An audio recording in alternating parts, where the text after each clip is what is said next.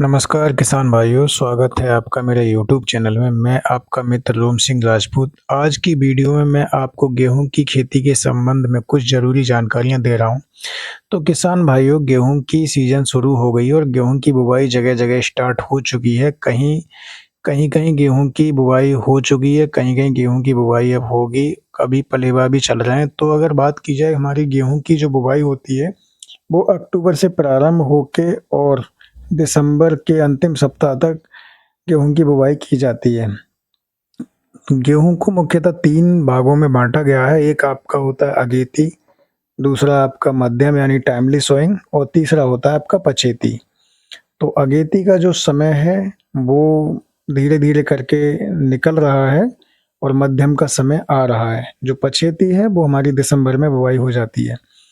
तो अभी हम बात करते हैं कि जो मध्यम समय में जो गेहूं की बुवाई की जाती है और अगेती में वो कौन-कौन सी वैरायटियां होती हैं, उनके बारे में हम कुछ बातचीत आपसे करते हैं।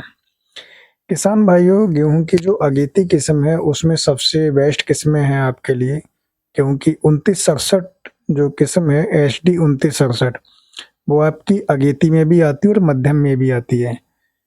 343 है PBW 343, ये आपकी अगेती किस्म में है और PBW 373 ये अगेती किस्म में है। ये जो वैरायटियां हैं इनका उत्पादन अच्छा खासा हो जाता है और इनका जो तना है वो भी लंबा होता है। यानी कि अगर देखा जाए तो ये प्रजातियां हमारी पशु चारा के साथ साथ उत्पादन भी इनका अच्छा मिलता है। यानी कि जो हमारे किसान भाई पशुपालक हैं प्लस खेती करते हैं, तो उनके लिए ये बहुत ही अच्छी प्रजातियां हैं, क्योंकि इनसे पर्याप्त मात्रा में भूसा किसान भाइयों को मिल पाता है और उत्पादन भी इनका अच्छा रहता है। यानी कि इनका जो उत्पादन की बात की जाए तो आपका 3 से 4 कुंटल प्रति बीघा, अगर एकड़ की बात की जाए तो आपका 12 आपका जो है 18 से लेके 24 कुंटल प्रति एकड़ तक का इनसे उत्पादन आराम से मिल जाता है। अगर मौसम अच्छा रहता है, अनुकूल परिस्थितियां रहती हैं, अगर किसी प्रकार की हानि नहीं होती, तो आराम से 24 कुंटल प्रति एकड़ तक का किसान भाइयों को इनसे उत्पादन मिल जाता है। तो ये अच्छी प्रजातियां हैं और इनका टाइम भी अच्छा चल रहा है। किसान भाइयों, गेहूं की बुवाई करने से पहले कुछ बातें हैं, उनके बारे में थोड़ा जानकारी ले लेना चाहिए और वो बहुत अच्छी रहती हैं। जब गेहूं की हम बुवाई करते हैं उससे पहले खेत को तैयार करते हैं, खेत में पलेवा किया जाता है। पलेवा करने के साथ साथ उसमें हम देसी खाद भी मिलाते हैं।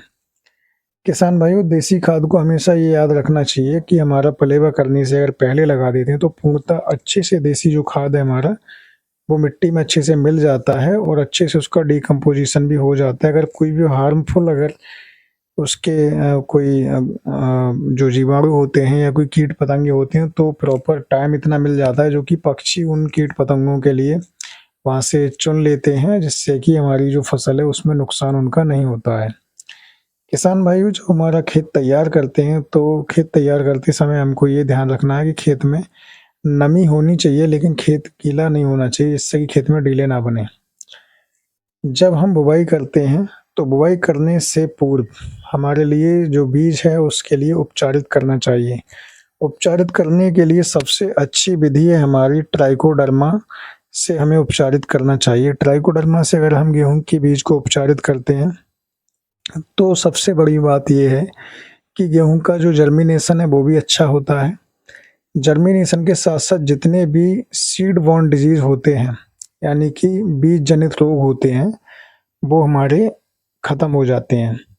तो ट्राइकोडर्मा से उपचारित करने के लिए सबसे अच्छी विधि ये है, 5 ग्राम प्रति किलोग्राम बीज के हिसाब से हमारे लिए ट्राइकोडर्मा ले लेना है और उसके लिए पानी में मिलाकर ट्राइकोडर्मा के लिए घोल बना लेना है। और घोल बनाने के उपरांत गेहूं के लिए हमको या फर्श पर या फिर पॉलीथीन पर हमें गेहूं के लिए पतला पतला बिछाना है।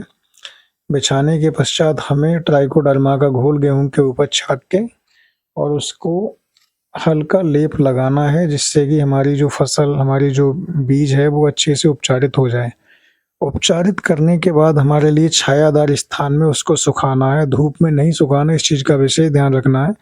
छायादार स्थान में उसको फैला के रखना है, जिससे कि प्रॉपर तरीके से जो ट्राइकोडर्मा का घोल है वो बीज पे चिपक जाए। बीज पे ट्राइकोडर्मा को कोट चढ़ाने के बाद में हमको लगभग 1 से 2 घंटे तक कम से कम हमें सुखाना चाहिए और अगर हमारे पास टाइम हो तो 5 से 6 घंटे तक हम उसके लिए छायादार स्थान में सुखा सकते हैं। ऐसा इसलिए करते हैं कि जो ट्राइकोडर्मा का घोल है वो अच्छे से बीज पे चिपक जाए और वो छूटे ना। उसके पश्चात फिर हम अपने खेत में गेहूँ की बुवाई करते हैं। बुवाई करते समय हमको ये ध्यान रखना चाहिए कि उस पे ज़्यादा हाथ ना रगड़े, जिससे कि हमारा जो बीज पे कोट है वो छूटे ना।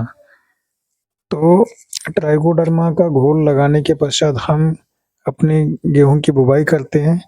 बुवाई हमें या तो सीड ड्रिल से करनी चाहिए या फिर हम हल्के पीछे जो नाई विधि से बुवाई की जाती है उस विधि से हम बुवाई करें।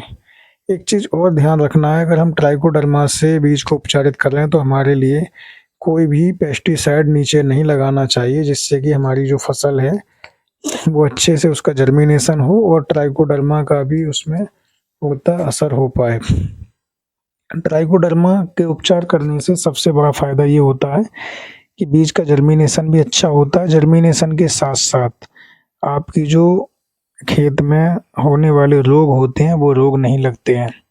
जैसे कुछ बहुत सारे जो रोग होते हैं वो बीज जनित रोग होते हैं, तो बीज आपका शुद्ध होगा तो आपकी जो फसल है उसमें अनावृत कंडुआ है, इस तरह के रोग आपके नहीं लगेंगे।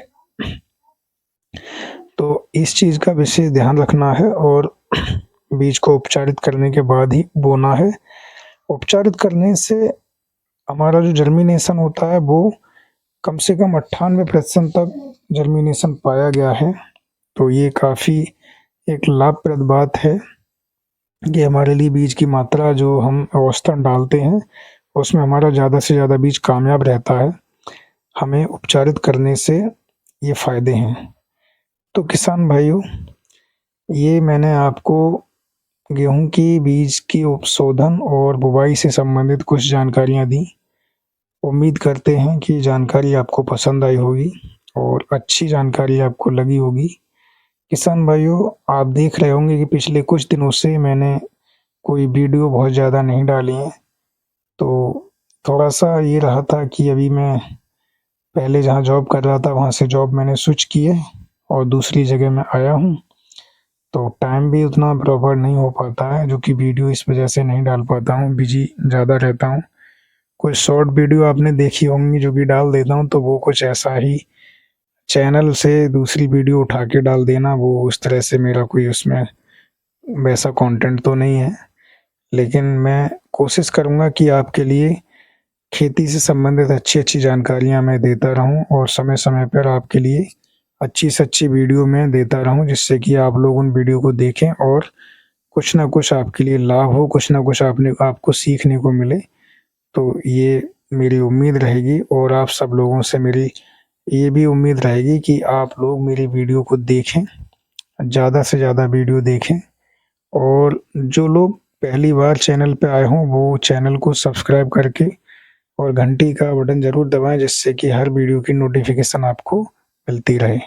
किसान भाइयों, राम राम, नमस्कार, जय हिंद, वंदे मातरम, जय जवान, जय किसान, जय अन्नदाता।